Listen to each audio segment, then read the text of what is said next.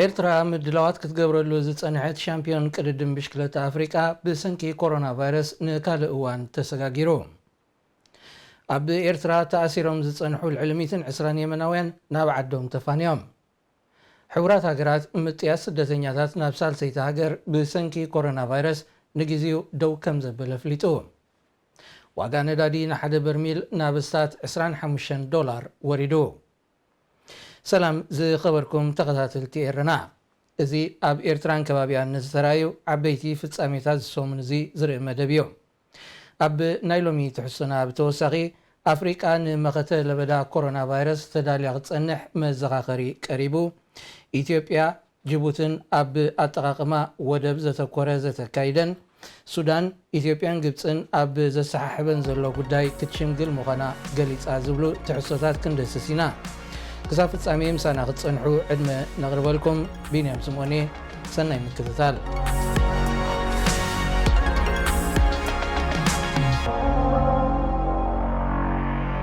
መበል 16 ውድድር ሻምፒዮን ቅድድም ብሽክለታ አፍሪቃ ብሰሪ ስጋት ሕማም ኮሮና ቫይረስ ናብ ካልእ እዋን ተሰጋጊሩ። እዚ ካብ 23 ክሳብ 29 መጋቢት ኣብ ሞሪሸስ ክካየድ ተሓሲቡ ዝነበረ ውድድር ናብ ወርሒ ሰነ ከም ተመሓላለፈ ፌደሬሽን ቅድድም ብሽክለታ ሞሪሸስ ኣፍሊጡ። እንተኾነ ዝካየደሉ መዓልቲ ኣየነፀረን። ኣብ ዝሓለፈ ዓመት ንሻምፒዮን ኣፍሪቃ ብዓወታታ ክትዕብልሎ ዝጸንሐት ሃገራዊት ጋንታ ኤርትራ ኣብዚ ቅድድም ዝሳተፉ 20 ደቂ ተባዕትዮን ደቂ ኣንስትዮን ልምምድ ከተካይደሎም እያ ጸኒሓ። ኤርትራ በብእዋኑ ዝሓዘቶም የመናውያን ገፈፍቲ ዓሳ በብግዜኡ ክትለቆም ምጽናሓ ክግለጽ ጸኒሑ እዩ። ኣብ ዝሓለፈ ሰሙናት ድማ ልዕሊ 100 ዝኾኑ የመናውያን ናብ ዓዶም ተፋንዮም ኣለዉ።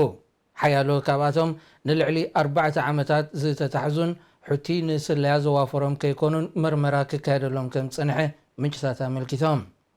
ብዛዕባ እዚ ዝተዳለወ ጸብጻብ ኣሎ፣ ስዒቡ ክቐርብ እዩ። ኣብ ኤርትራ በብእዋኑ ኣብ ቀይሕ ባሕሪ ዓሳ እናገፈፉ ዝተታሕዙ ኣስታት 120 የመናውያን ናብ ዓዶም ተፋንዮም። እቶም ኣብ ንኤርትራን የመንን ኣብ ዘዋስን ማያ ዝተታሕዙ የመናውያን ገፈፍቲ ዓሳ ብሕቲ ተላኢኽኩም ኣብ ስለያኹም ተዋፊርኩም ብዝብል ከቢድ መርመራታት ክካየደሎም ከም ዝጸንሐ ነዚ ሓበሬታ ዝረኣኹ ምንጭታት ሓቢሮም። ዝበዝሑ ካብኣቶም ንልዕሊ 4 ዓመታት ኣብ ከባቢ ዓሰብ ተኣሲሮም ከም ዝጸንሑ ዘመልከቱቶም ምንጭታት ብልኡኻት ሕቡራት ኢማራት ዓረቡን መርመራታት ይካየደሎም ምንባሩ ጠቒሶም። ዝሓለፈ ሰሙን ብለይቲ ናብ ዓዶም ኣብ ዝተፋነወሉ ሓያሎ ካብኣቶም ብምርኩስ ተሰንዮም ናብ ጃልባ ከም ዝተሰቕሉን እቲ ሓበሬታ ብተወሳኺ ኣረዲኡ። እቶም የመናውያን እስራት ድሕሪ ምፍናዎም ናብ ወደብ ሖዴዳ ናይ የመን ከም ዝኣተዉ ብወገን ኤርትራ እኳ እንተተጠቕሰ ብወገን ሕቲ ይኹን መንግስቲ የመን ግና ዝተዋህበ ሓበሬታ የለን። ኣብ ባሕሪ ዓሳ እናገፈፉ ዝተታሕዙ ይኾኑ ሓይልታት ሕቡራት ኢማራት ዓረብ ዝሓዝዎም ኣማኢት የመናውያን ገና ኣብ ከባቢ ዓሰብ ኣብ ዝርከብ ኣብያተ ማእሰርቲ ተታሒዞም ከም ዘለዉ እቶም ምንጭታት ብተወሳኺ ኣገንዚቦም። ኤርትራን የመንን ዘሰሓሕበን ክልማይ ብኣህጉራዊ ቤት ፍርዲ መዓልቦ እኳ እንተረኸበ ኣብ ጉዳይ ባህላውያን ገፈፍቲ ዓሳ ዝተዋህበ ብይን ግና ክልጥኤን ሃገራት ክረዳድኣሉ ኣይከኣላን። ብፍላይ ኣብ ባህላዊ ምግፋፍ ዓሳ ዝተዋፈሩ የመናውያን ኣብ ክልማይ ኤርትራ እናተጸግዑ ኣብ ዝገፍሉ እዋን ክትሓዙ ምጽናሖም ዝፍለጥ እዩ። እንተኾነ ስዑድ ዓረብን ሕቡራት ኢማራትን ኣብ 2015 ኣብ ልዕሊ የመን ኩናት ድሕሪ መኽፋተን ኣብ ባሕሪ ዝተታሕዙ የመናውያን ገፈፍቲ ዓሳ ሰለይቲ ምልሻ ሕቲኹም እናተባህሉ ግፍዕታት ከም ዝወርዶም ይጥቀስ። ኣብ ልዕሊ እዚ ነፈርቲ ሕቡራት ኢማራት ዓረብ ብዘካየድኦ ደብዳብ ኣብቲ ንኤርትራን የመንን ዘዋስን ክልማያት ኣብ ምግፋፍ ዓሳ ዝተዋፈሩ ንጹሃት ሰባት ግዳያት ሞት ክኾኑ ከም ዝጸንሑ ዝተፈላለዩ ምንጭታት ዜና ይሕብሮ። ላዕለዋይ ኮሚሽን ስደተኛታትን ኣህጉራዊ ማሕበር ስደተኛታትን ምጥያስ ስደተኛታት ናብ ሳልሰይቲ ሃገር ብሰንኪ ኮሮና ቫይረስ ካብዚ ሰሙን እዚ ኣትሒዙ ንግዚኡ ደው ከም ዝበለ ፍሊጦም። እቶም ኣካላት ሕቡራት ሃገራት ዝኾኑ ትካላት ብሰንኪቲ ብደረጃ ዓለም ኣሻቂሉ ዘሎ ቫይረስን ፈጢርዎ ዘሎ መገሻታት ደው ናይ ምባል ስጉምታትን ኣብ መስርሕ ዝነበረ ምጥያስ ስደተኛታት ደው ከብሎ እኳ እንተዘገደደ ንህፁፅ ጉዳያት ንዝገሹ ስደተኛታት ግና ብፍሉይ ክፍቀደሎም ይሓትት ኣለዋ። ኣብ ዝሓለፈ ዓመት ኤርትራውያን ዝርከብዎም 64,000 ስደተኛታት ናብ ዝተፈላለየ ሃገራት ዘጣየሰ ሕቡራት ሃገራት ኣብ መገሻታት ደው ዝበለሉ እዋን እውን ኣማይት ንምጥያስ ኣብ ምጽባይ ከም ዝጸንሐ ዘመልክት። ካብ ሊብያ፣ ግሪክ፣ ቱርክን ካልኦት ሃገራትን ቀዳምነታት ተዋሂቦም ንኽጣየሱ ኣብ ምጽባይ ዝጸንሑ ቆልዑን ደቂ ኣንስትዮን ዝርከብዎም ኣማይት ሓተቲ ዕቑባ ብሰንኪ እዚ ናይ ኮሮና ቫይረስ ስጋት ደው ምባሉ ዘተሓሳሰቦ ማዕከን ቆልዑ ሕቡራት ሃገራት ብወገኑ ሕብረት ኤውሮጳ ዶባቱ ክሳብ ዝኸፍት ነዞም ሓተቲ ዕቑባ ንሕሰም ክቃልዑ ምሕዳጉ ሓላፍነታዊ ከም ዘይኮነ ኣስሚሩሉ ኣብ ዝሰሙን እዚ ኣብ ኤርትራን ከባቢያን ዝተራዩ ምዕባለታት ምስ ዝደስስ ሰሙናዊ መደባት ይኹም ዘለኹም ክቡራት ተዓዘብቲ ዕዳጋታት ዓለም ብሰንኪ ኮሮና ቫይረስ ቀውሲ ኣትይዎ ዘለወሉ እዋን ዋጋታት ነዳዲ ኣብዚ 18 ዓመታት ናብ ዝተሓተ ደረጃ ወሪዱ ይርከብ ኣብ ሳልስ እዚ ብዘሎ ዕዳጋታት መሰረት ንሓደ በርሚል ዘይተጻረየ ነዳዲ ካብ 20 ክሳብ 25 ዶላር ዝሽየጥ ዘሎ እዚ ድማ ካብቲ ዝሓለፈ ዓመት ዝሽየጠሉ ዝነበረ ዋጋ ብ24 ሚእታዊት ጎዲሉ ማለት እዩ ኣብ ለካቲት 2002 ዋጋ ሓደ በርሚል ዘይተጻረየ ነዳዲ ናብ እሳት 20 ዶላር ወሪዱ ምንባሩ ዝዝከር ኮይኑ ድሕሪ እዚ እዋን እዚ ንፈለማ እዋን ናብዚ ዋጋታት እዚ ዝጽጋዕ መሸጣ ነዳዲ ክረአ ኣብዚ ሰሙን ናይ መጀመርያ እዩ ብሰንኪ ምንቁልቋል ዋጋታት ነዳዲ ኣብ ሻغሎት እትርከብ ብመሸጣ ነዳዲ እትናበር ስዑዲ ዓረብ ምርግጋእ ክሳብ ዝረአ ዓመታዊ ባጀታ ብ5 ሚእታዊት ምንካይ ቁጠባኣ ንምስኽኻል ወጢና ከም ዘላ ኣፍሊጣ ስዑዲ ዓረብ ኣብ መዓልቲ ኣሳት 10 ሚልዮን በርሚል ነዳድያ ናብ ዕዳጋታት ዓለም ተቕርብ ነዚ ጋጢሙ ዘሎ ቅርብላዊ ዋጋ ነዳዲ ንምርግጋእ ፍርያታ ናብ 12.3 ሚልዮን በርሚል ንመዓልቲ ከተዕርጎ መዲባላ ምስዕፋሕ ኮሮና ቫይረስ ኣብ ቻይና እናጎደለ ክመጽእ እንከሎ ኣብ ሃገራት ኤሮጳ ግና ይዛይድ ዘሎ እዚ ቫይረስ ናብ ሃገራት ኣፍሪቃ ብዝለዓለ ናሕሪ ከስፋሕፍሕ ተሰጊኢሉ ዘሎ እዋን እዛ ኣህጉር ንመኸተ ለበዳ ክትዳሎ ዳይረክተር ውድብ ጥዕና ዓለም ዶክተር ቴድሮስ ኣድሓኖም ጻውዒት ኣቕሪቡ ዝርዝሩ ኣማኒኤል ግርማይ ከቕርበልናዮ መስፍሕፋሕ ኮሮና ቫይረስ ኣብ 33 ሃገራት ኣፍሪቃ ከም ዝተረኣየ ኣብ ዝግለጸሉ ዘሎ እዋን እቲ ኣህጉር ንመኸተ ለበዳት ቫይረስ ድልውቲ ክትከውን ዳይሬክተር ውድብ ጥዕና ዓለም ኣዘኻኺሩ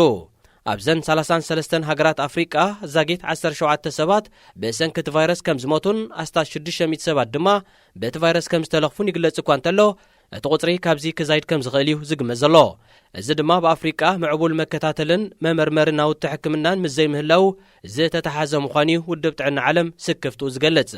ሃገራት ኣፍሪቃ ማዕርፎ ነፈርቲ መዐቀኒ ሙቐት ተኺለን ንምክትታሉ ይጽዕራ እኳ እንተለዋ እቲ ቫይረስ ኪንዮዙ ዝኸደ ምክትታልን ሕክምናዊ መርመራታትን ከም ዘድልዮ ይፍለጥ ብፍላይ ኣብ ኣፍሪቃ ብዛዕባ እቲ ቫይረስ ዘሎ መረዳእታ ውሕድ ምስ ምዃኑ ካብ ኤሮጳውያን ወጻእተኛታትን ቻይናውያንን ጥራይ ዝላገብ ዝመስሎም ሓያሎ ዜጋታት ዝተፈላለያ ዛህጉር ኣብ ልዕሊ ወጻእተኛታት ኩቱር ጽልእን ፍርሕን ይሕድሩ ምህላዎም ዝተፈላለዩ ጸብጻባት የመልክቱ ኣብ ኢትዮጵያ ኡጋንዳ ኬንያን ናይጀርያን ብፍላይ ንወጻእተኛታት ክሳብ መጥቃዕቲ ዝኸደ ስጉምታት ተወሲድሎም እዩ እንተኾነ እቲ ሕማም ከም ተራ ሰዓል መሳሊ ምስ ምዃኑ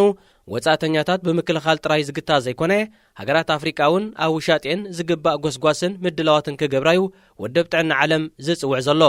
ኮሮና ቫይረስ ኣብ ቻይና ናህሩ እናጎደለ ክመጽእ እንከሎ በንጻሩ ኣብ ሃገራት ኤውሮጳ ብፍላይ ድማ ብኢጣልያ ብዝያዳዩ ዘስፋሕፍሕ ዘሎ ሃገራት ኤውሮጳ ነቲ ቫይረስ ንምምካት ወሲደንኦ ዘለዋ ስጉምታት ክዕወታሉ እንተኺለን እቲ ዝዓበየ ስክፍታ ናይዚ ቫይረስ ናብ ኣህጉር ኣፍሪቃ ከየስፋሕፍሕ እዩ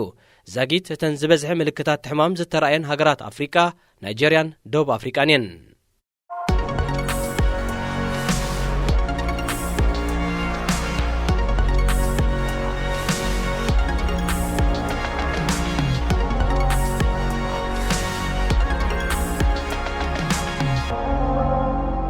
ኢትዮጵያን ጅቡትን ናብ ኣጠቓቕማ ወደባት ዘተኮረ ዘተ ከም ዘካየዳ ተሓቢሩ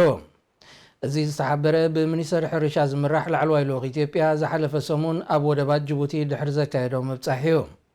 እዚ ልኡኽ ብዝያዳ ዘተኮረሉ ኣብ ወደብ ዶራለ ዝተራገፈ ኣካልን ድቑዕን ምድንጓይ ከየጋጥሞ ናብ ኢትዮጵያ ዝሰግረሉ መንገድታት ንምንዳይ እዩ